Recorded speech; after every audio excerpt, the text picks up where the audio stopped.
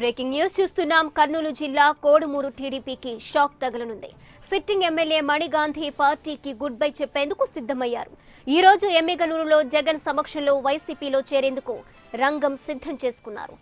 ఇక ఇదే అంశానికి సంబంధించి మరింత సమాచారం మా ప్రతినిధి శ్రీనివాస్ అందిస్తారు. శ్రీనివాస్,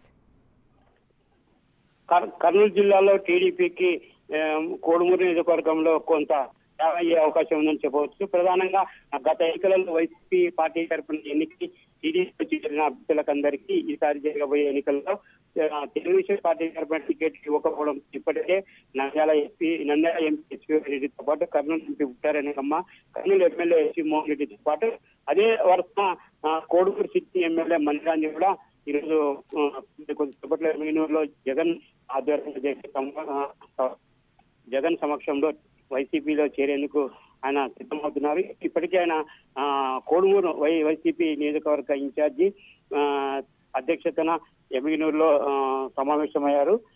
ఇప్పటికే మణిగాంధీ ఎమ్మిగనూరుకు వెళ్ళడం జరిగింది.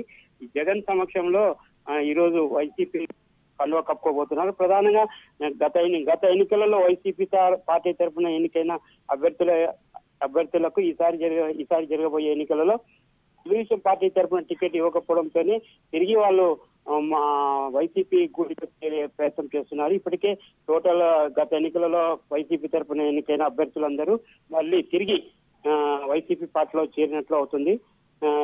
దీంతో మణిగాంధీ చేరికతో కోడుమూరు నియోజకవర్గంలో కొంత రాజకీయ సమీకరణలో మార్పులు జరగవచ్చని తెలుస్తుంది.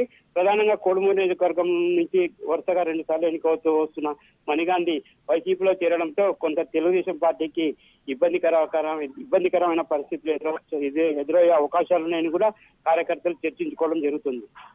Right Srinivas, thank you.